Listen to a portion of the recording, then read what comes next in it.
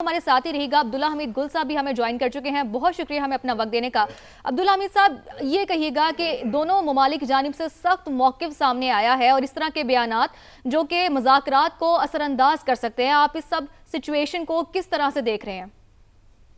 الرحمن الرحیم، بہت بہت شکریہ، صبح بخیر۔ دیکھیے، امریکہ کی جانب سے میرے خیال میں ایگریشن آیا۔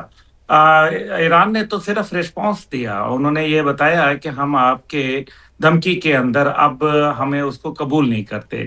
دھمکی قبول کرنی ہوتی تو جنگی نہ شروع ہوتی، دھمکی قبول کرنی ہوتی تو معاملات اس نہج پہ ہی نہ پہنچتے۔ شہادتیں انہوں نے کروا لی، نقصان انہوں نے کروا لیا، ہر ظلم انہوں نے سہ لیا، 47 سال سینکشن انہوں نے برداشت کر لیں۔ اور کس بات کے اوپر؟ ہر بار امریکہ نے جو وعدے کیے، 2015 میں اوباما ایڈمنسٹریشن نے وعدہ کیا تو جو ہے ڈونلڈ ٹرمپ کی ایڈمنسٹریشن نے 2018 میں اس کو منسوخ کر دیا۔ ان سے جو کچھ کمٹ کیا وہ ختم ہو گیا۔ پھر 2025 میں جب ٹاک شروع ہوئی اور اس کو تقریباً وہ سکسیسفل ہو چکی تھیں نیو پر، تو اس کے اوپر پھر حملہ کر دیا۔ دس مینس کہ نیوکلیئر کبھی مسئلہ نہیں تھا اور نہ ہی اسٹریٹس آف ہارموز تھا۔ اسٹریٹس آف ہارموز اگر مسئلہ ہوتا تو اس کو اسٹریٹ آف ایران تو خود ڈونلڈ ٹرمپ نے مان لیا۔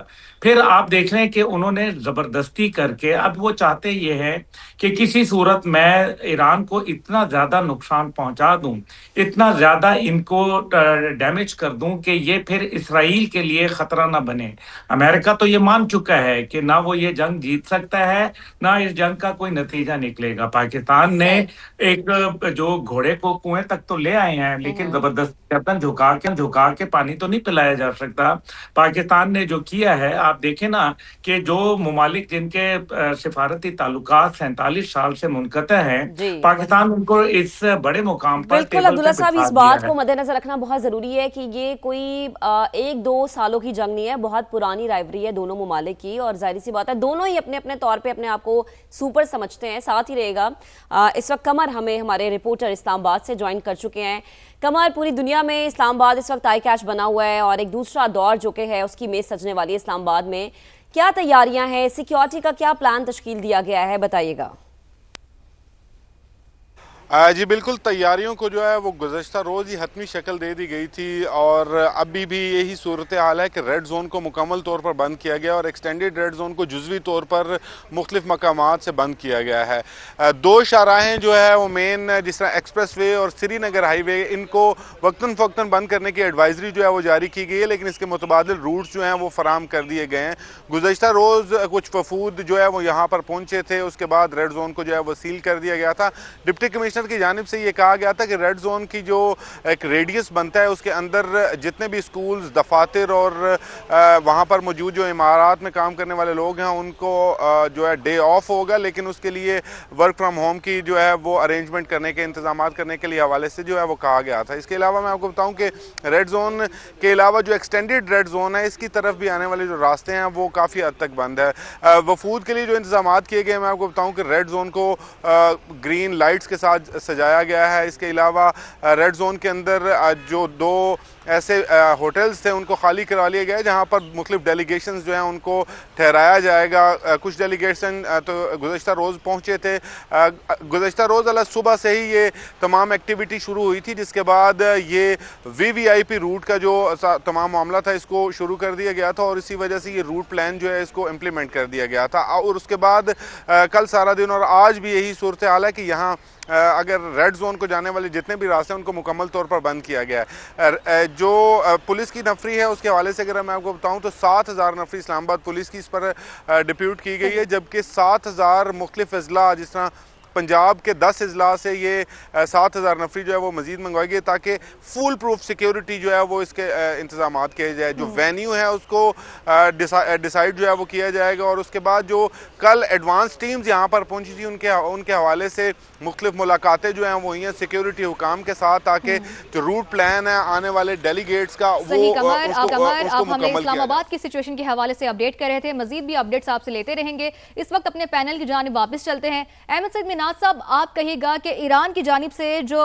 مذاکرات کے لیے اور جو مطالبات کیے گئے تھے وہ یہ تھے کہ لبنان میں جنگ بندی اور ساتھ ہی منجمد اثاثوں کی بحالی، تو آپ کے خیال سے امریکہ ان شرائط پر کیا رد عمل ہوگا اور ساتھ ہی کیا وہ اس کو مکمل طور پر تسلیم کر لے گا؟ देखिए जी, जब बात की गई थी ईरान की जानिब से कि हम स्ट्रेट ऑफ हॉर्मुज़ को खोलते हैं, तो उन्होंने उसके साथ स्ट्रिंग अटैच की थी लेबनान की।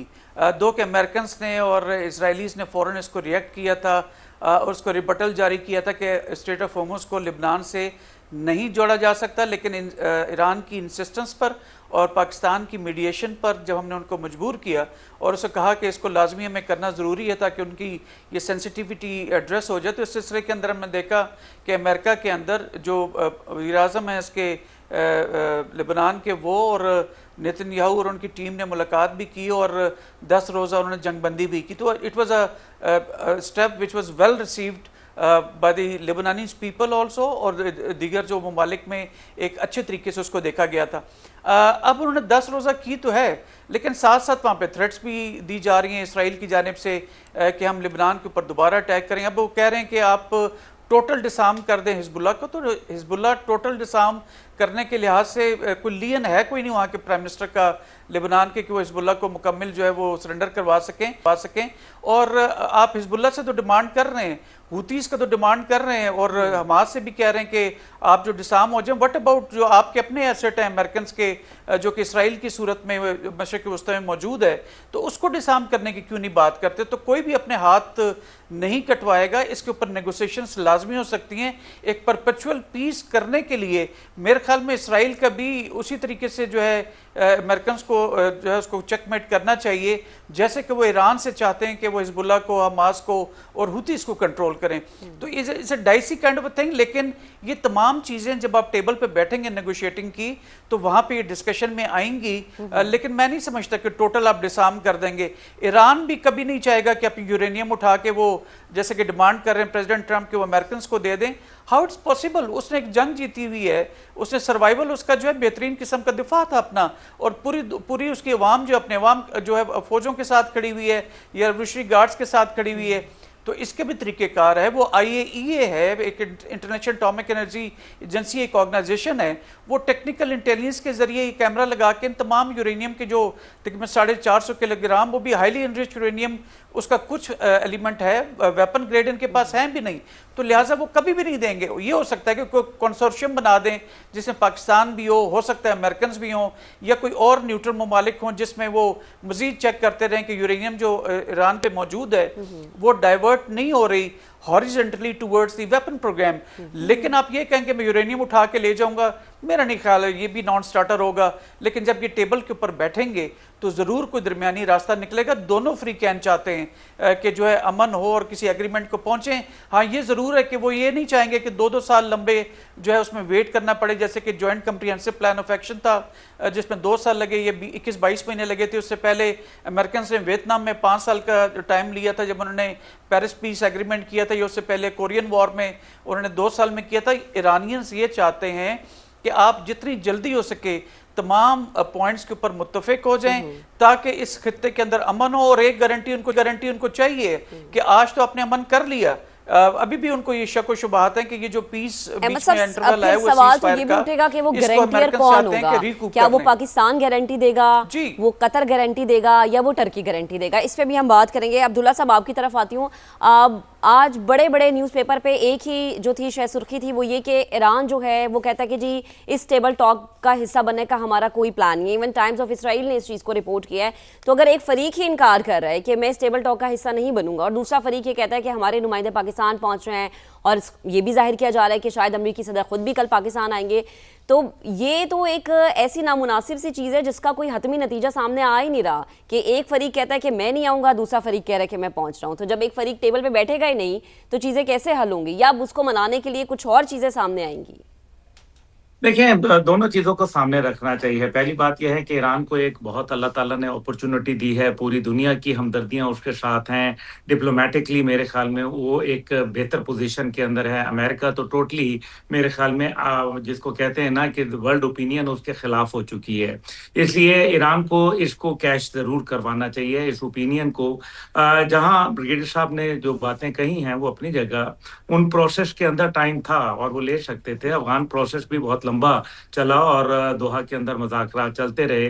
लेकिन मसला यहाँ ये नहीं है। मसला यहाँ ये है कि दुनिया एक इकोनॉमिक चैलेंज से पहले नबरदाजमान नहीं हुई थी। जंगों ने इस तरह से इकोनॉमिकली दुनिया को चोक नहीं कर दिया था। ये एक चोक पॉइंट बन चुका है और बाबल मंदब जो है वो भी बंद कर दिया जाएगा अगर इसी तरह सूरत हाल प्रिवेल की। अब मसला यहाँ एक और है, अमेरिका जबरदस्ती अपनी एक जो अना है उसको बचाना चाह रहा है। जितना वो अब इसको बचाने की कोशिश करेगा उतना ये उसके लिए नुकसानदेह साबित होगी। इसराइल उसके लिए एक एसेट नहीं बल्कि एक लाइबिलिटी बन चुका है और ये बात अमेरिकन को समझ जानी चाहिए। दूसरी जानिब इस ईरान की बात है, ईरान क्या करे? एक तरफ उनको आबनाए हुर्मुज के अंदर उनके ऊपर पाबंदियां लगाएं, उनके जहाज़ों को उनके ऊपर ऑपरेशन करने की तैयारियां की जाएं, उनको धमकियां लगाई जाएं कि हम जो है वो तुम्हें जो स्टोन एज में पहुंचा देंगे, हम तुम्हारे बिजली घरों को तबाह कर देंगे, और उसके मुकाबले में ईरान आए और इनके साथ टॉक्स के अंदर बैठे। ये कैसे दोनों चीजें मुमकिन नहीं है ना, या सिफारतकारी होगी या फिर जंग होगी। जंग का अमेरिका मुतहम्मल नहीं हो सकता और ना ही ईरान भी नहीं हो सकता, क्योंकि ईरान, इसराइल और अमेरिका तीनों के लिए जंग अब आगे मजीद बढ़ाना मासवाए एक हौलनाक जंग की तरफ ले जाने को अलावा और कुछ नहीं निकलेगा। क्योंकि इस बार जो जंग होगी, अल्लाह ना करे, मैं नहीं देख रहा उसको बिल्कुल भी, लेकिन मुझे ये लग रहा है कि अगर होगी तो फिर वो इतनी तबाही होगी जिसका मेरे ख्याल में दुनिया ने शायद वो पहले मनाजिर ना देखे हों। दूसरी जानिब एक और बात है और वो ये है कि ईरान जाहिर है अमेरिका के किसी भर्रे में आ नहीं रहे, क्या किसी उसकी धमकी में आ नहीं रहा। वो ये कहता है कि जी एक तरफ तुम ये हमसे धमकियां लगाते हो और जबरदस्ती तुम हमारे गर्दन के ऊपर अंगूठा रख के समझते हो कि हम तुम्हारी बात पे झुक जाएंगे, जबकि जंग हमने जीती है, हर सतह में जीती है, दुनिया हमारे साथ खड़ी है, और तुम कहते हो कि जी नहीं हम तो वो काम करेंगे, यूरेनियम डस्ट भी ले जाएंगे।